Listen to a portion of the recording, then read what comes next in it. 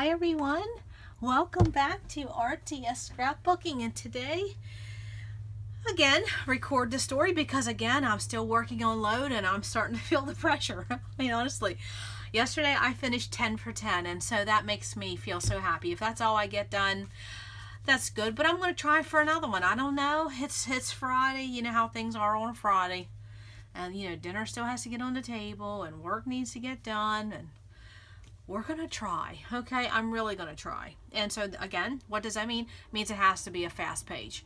So the prompt for today was, which is a fun meme, which showed several pictures of men doing things that are completely off the wall, you know, and you basically why men do things the way they do. But the prompt is, what is something that has been a dangerous situation or a dicey situation or a story of that nature? And then also too, you could use a caution label on your page. And so I got to thinking, and we had a bad storm here, you know, a few weeks ago, and you know, we had some property damage, but I really couldn't think of anything. I really just couldn't think of anything. So I thought, well, I'm just going to go to my leftover box, and then it made me think of my siblings when we were little, and then all of a sudden a story popped in my head because I saw a picture of a deer in something.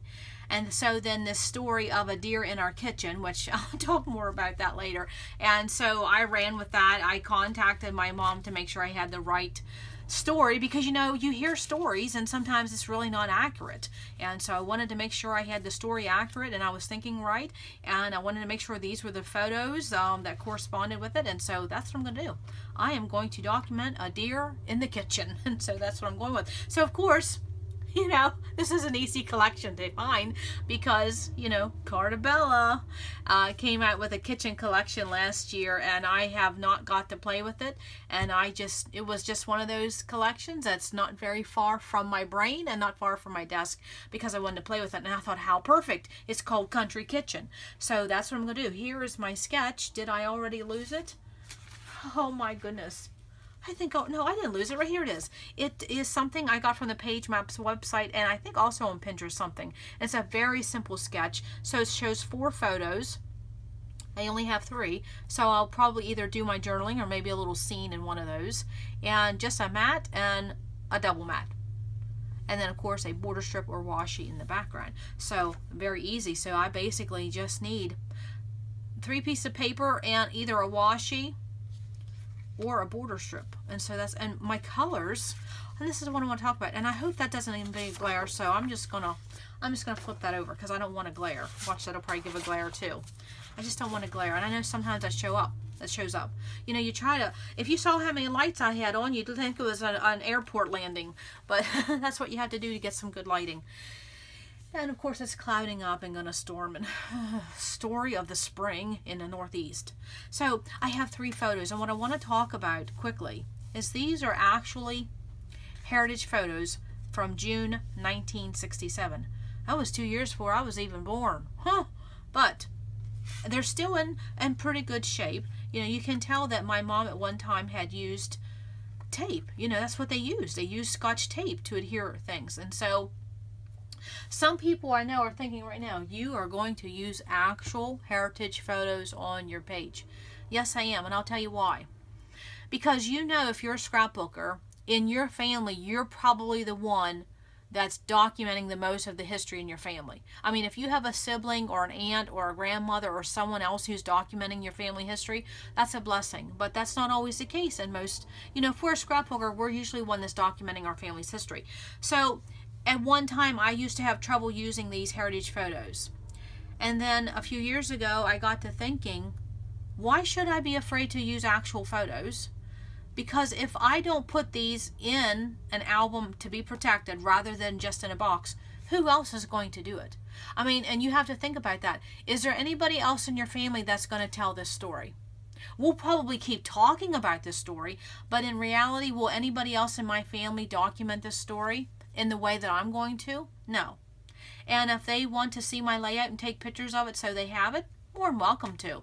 But I'm actually going to use my actual heritage photos. I'm not going to make a photocopy. I'm going to actually use them, because otherwise they will just continuously sit in a box. Now, at one time, my mom had these in albums, but because of different moves and, you know, just life in general, things get changed, and, you know, so I have these photos, and I'm going to scrap them, and I'm going to honor them by putting them on a page and putting them in my album. They are no longer going to be in a box, and I'm going to tell this story. And so when you have these photos, you know, and they're not in the best shape. This one has a tear. This has tape. I do take these off if they kind of come off easy.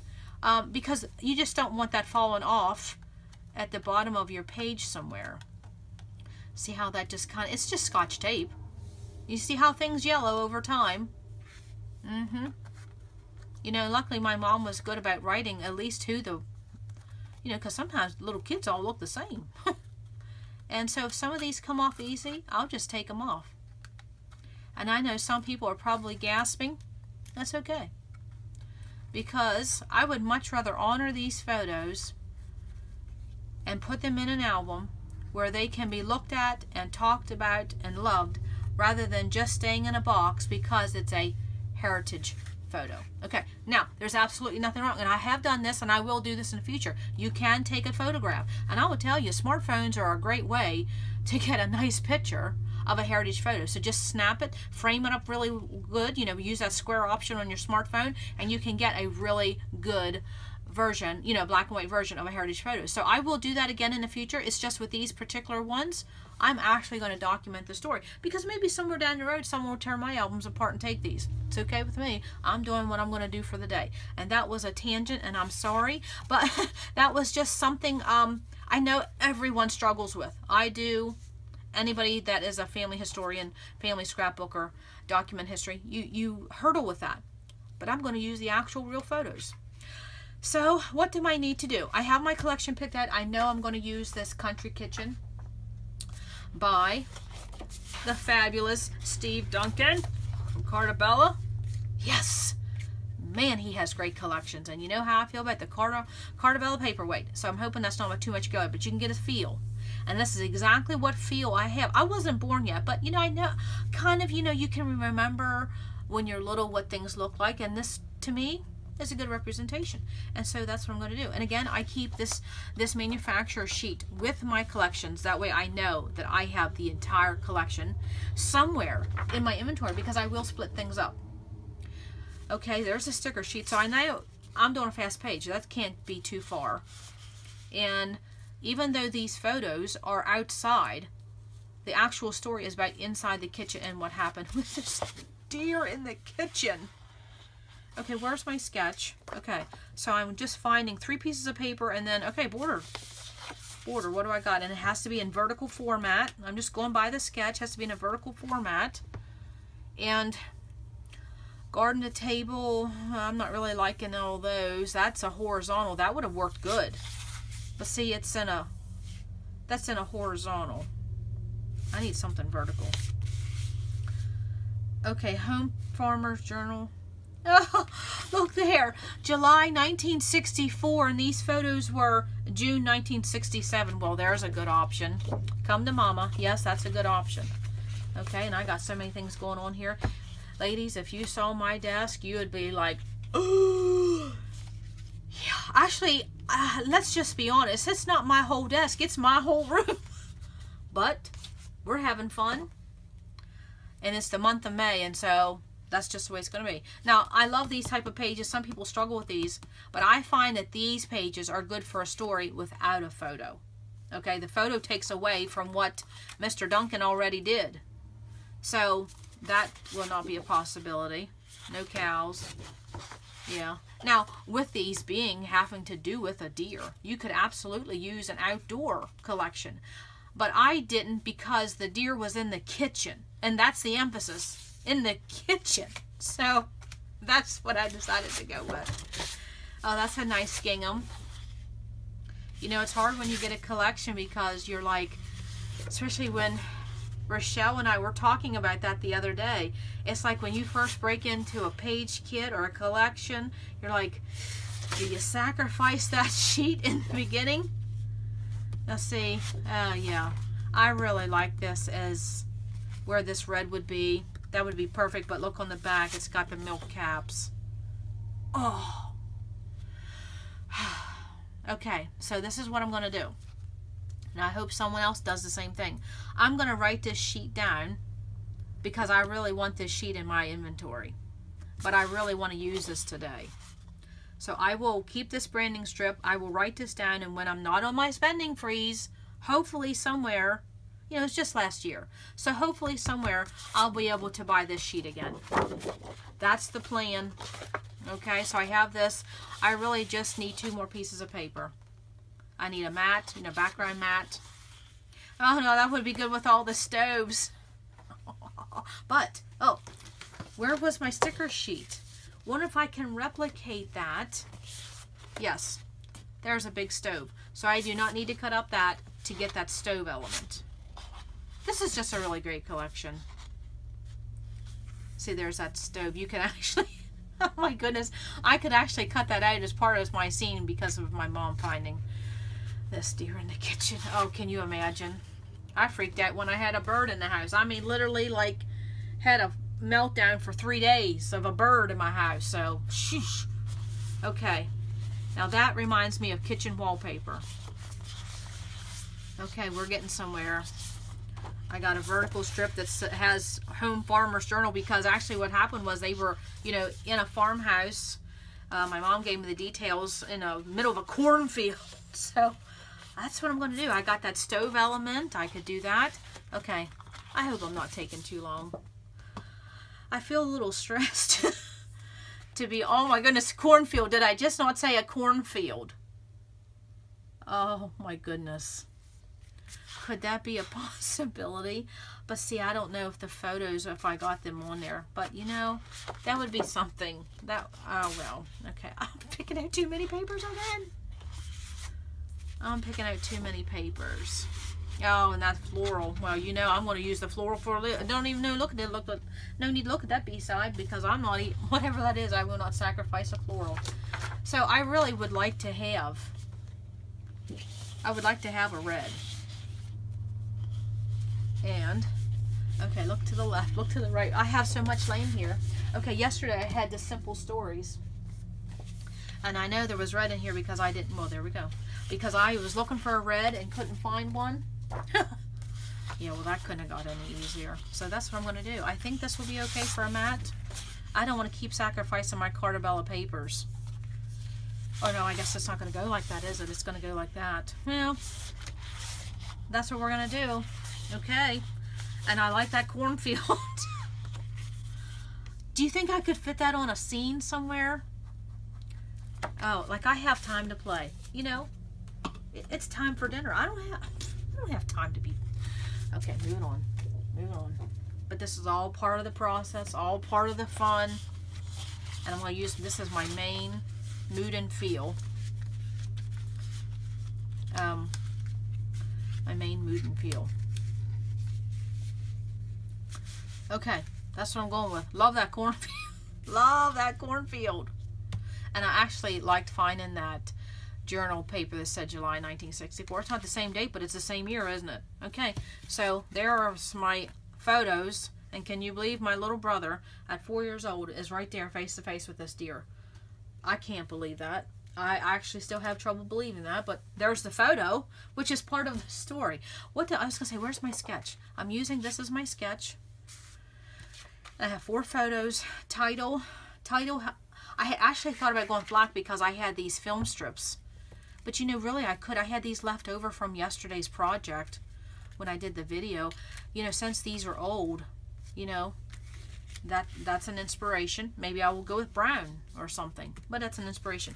So I decided, since we're dealing with the word deer in the kitchen, and deer, what color is deer? In our area, they're brown. So that's why I picked the brown alpha. And the title's going to be kind of long, but I'll just use that for a couple words.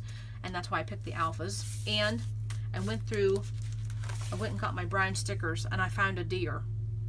And that's exactly what I'm going to use that deer. Somewhere on this page, I'm going to use that deer. And I just happened to be walking around my room. Of course, I got these brown labels. They're always laying near. And I saw these brown doilies, and I thought, well, kitchen doilies, that would be perfect, wouldn't it? But then I got so much brown going on I just went ahead and got these couple red. You know, maybe I'll do something with all 3 colors. But then I find this little bag, that reminded me of the time, you know, when you got your groceries in a brown bag. You see how I go with mood and feel. It just seems to always go that way. And then when I was looking at my Rascog, when I found those red doilies, I saw these tags here. And I thought they just kind of looked like home and, well, a couple of them anyways. They got that green. Maybe not. Oh, well, there's a Pleiad. Okay, that's an inspiration. And see, that's what I'll do sometimes. I'll lay things out, even if I don't use them, it's an inspiration. Maybe I'll just use a circle punch and use that. Okay, I think that's it. I will come back with a final page because I'm only going to have 2 mats and 1 square background. There's not a lot of cuts. So hang in there and I shall return. Okay, I am back with my finished page and it was just absolutely fun again. And I think it's because I, you know, of course I do the mood and feel thing, but then I use my product help me tell the story. And so it just is very simple to do. And of course I'm using the wonderful Country Collection by Carta. Beautiful, beautiful papers. And if you have never bought Carta papers, they're all textured. They're not flat. They have a texture. Not only are they heavyweight, but they're also textured. And of course double-sided. Just beautiful papers. I love them. So what did I do? I took the papers that I chose and I used my corner rounder. And because my photos were all square, I just wanted something a little more decorative. And then I just matted, simply used this rose pattern as a big mat. And that was all the cuts I really had as far as papers, other than getting in this horizontal strip, which I think in my first video I kept calling it vertical, but the horizontal. And you can see in my sketch, if I could ever find that, and I seriously doubt it. Oh yes, here we go. Okay, you see that in the sketch the horizontal strip was like almost above the middle. I moved it down because then it gave everything an anchor, because I have, you know, a thing going on here, something here, and something here. So it served as an anchor. And of course I definitely didn't want to cover this up, this July 1964, and then also the Farmer's Journal, because of the location of the story. So let me get to the story. And I don't have my journaling done because my family and I have been talking for the last couple hours, so we can actually agree on the name of the farm. And I'm very particular about getting details right in my journaling, so I want to make sure I have everybody on the same board and the same page before I do my journaling, and I want to make sure the location is accurate. And so when 2 of my brothers were little, 4 and age 2, they were playing on the porch and my mom was in the living room, and she heard this commotion, and so she went to the kitchen, and lo and behold, there is a deer in the kitchen eating out of the peanut butter jar. Now, if you can believe that. And so growing up, I heard this story over and over again, and and it is true. And these are the photos from this actual day, and there is a photo floating around somewhere, maybe between my siblings, or maybe I even have it somewhere, but I know I've seen this photo somewhere of the deer in the kitchen eating the peanut butter.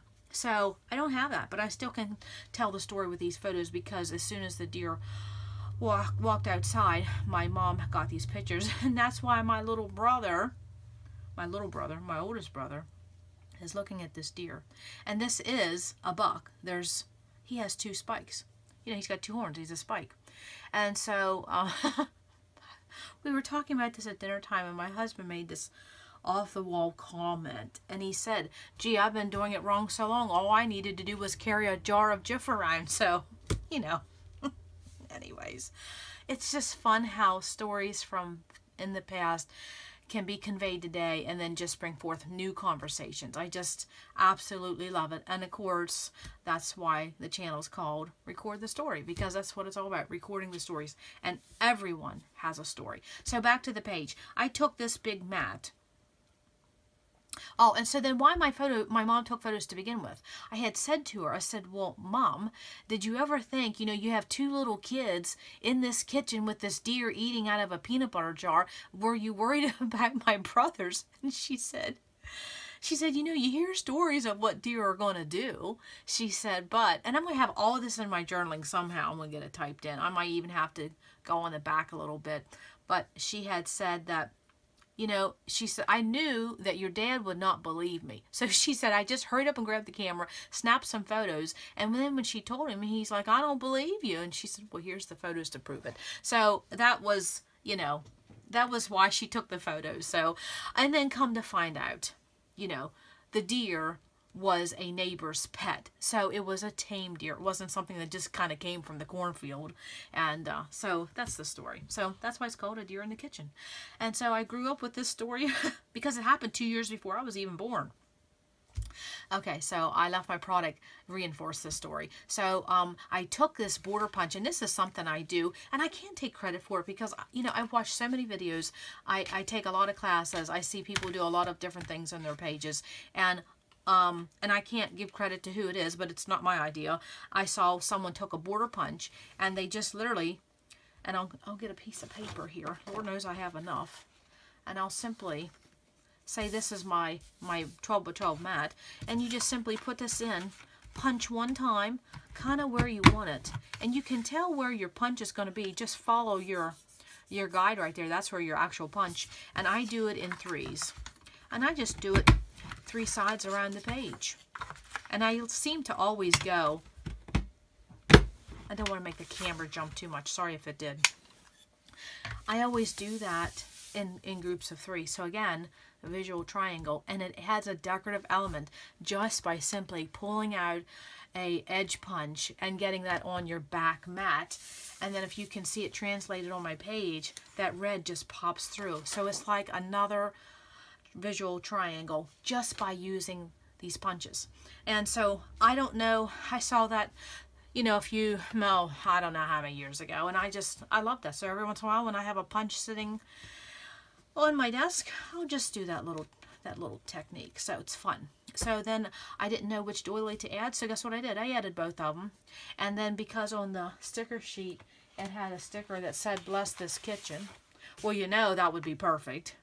And because even though the photos were taken when the deer and my one brother walked outside, it has to do with the deer in the kitchen. Because of course, can you imagine my mom's surprise?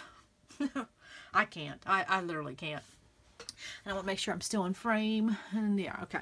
So that's why I have this stove here, and of course the deer, and I put that on phone tape. So I made a cluster here, and a cluster here, and a cluster here, and of course I added a word sticker that said this is happening. And then over here where my title cluster is, I got that cornfield. Remember I had said I wanted to get that cornfield in. I don't know where the original paper was. Remember I said, so I just cut that strip and I cut out the cornfield, and I used that as a back base for my title. So can you see the whole scene? No, but you can still, tell it's a cornfield. And so I just put my title in there, and I had turquoise here and here, so that's how I got that represented here on the sticker sheet. There was a floral in turquoise, and then also you had some kitchen utensils, and I wanted to get that shopping bag on there. So what I did was just cut it down, have this little edge showing, and this tag is glued inside there, so it won't come out. Because sometimes I don't get into the interactive thing on pages, because when they're in a page protector, I want them left in the page protector. So this is just all decorative. And I added some twine, and I will glue the rest of this down once, because I want this twine to lead into my journaling here. And I'll glue this down a tad once I get my journaling, because I don't know how far I'm going to come over. I don't know how much journaling space I need just yet. And then I did add this thin strip of washi, and I don't have luck with thin washi staying put. So I might have to pull that up and add a tad of glue. I'm not sure. It doesn't seem to, I don't have luck with thin washi.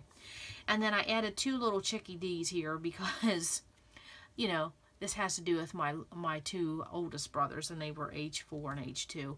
So that's why I added 2 of them, because there was 2 little boys part of the story. And so my mom had said, you know, your brothers were just known for going and getting the peanut butter jar and grabbing spoonfuls of peanut butter. And so that's why the peanut butter jar was on the counter, and I guess the deer had just walked in, smelled it, salt, whatever, and that's how that... I just can't get over the story. And, you know, I'm almost 50 years old, and I'm just now documenting this story. And again, it's because of load. I just can't say that enough. So I did want to say one thing when you're working with doilies, they can get thin. And one way, if you don't like the thinness of them, go ahead and use 2 or 3 at one time. I mean, you know, you got plenty of them. So if you just do one, they can get very thin, and sometimes it's not the look you want. So especially with craft, I'll use 2 or 3 because then it gives you a darker look. That's just something I do. I did get in these extra film strips I added to my original photos, and then something I wanted to say about enamel dots. And I don't know what some people may say about this, but I'm just going to say it. Okay, so, and I just know some people will talk about it and some people won't. Okay, when you have animals on your pages and you use enamel dots, let's just say it this way. Be careful where you place the enamel dots. Okay, so when I'm having animals on my page, I make sure I put my enamel dots in front of the animal, not in back of the animal. So let's just say I would put one there. It kind of looks like maybe the animal had a little bit of an accident. Okay, that's how I'm going to say. I know it's something that people will bring up and they'll comment on people's pages about it, but yet they won't say it to the person themselves. So I'm just going to say it. Watch where you put your enamel dots when you're working with little animals on your cards and your pages. Okay, it's just one of those little things that some people may pick up on, and you don't want to look like an animal's actually doing something unless in your photo the animal's actually doing something, and you know what I mean. That's just one of those things that, oh yeah. Okay, moving on. So that is really all of my layout. I have to just get the right information and get everybody to agree that it's the right information, and that's how fast this page came together, because again, I used a collection. Everything was there. If all you have is stickers, pull out your foam tape, and then that way it makes them, you know, more than just a flat embellishment, and that helps. So I think that is it. Make sure you stop over and look at the giveaway I'm having for a few more days, and look at my other videos. There's just been a ton going up lately. I probably won't always have this much content. It's just that I'm working on the load challenge for the month of May, and if you're interested in that, all the details will be listed below. And I think that's it. Other than come back to RTS, because you never know what we're going to learn. Have a great day. Bye.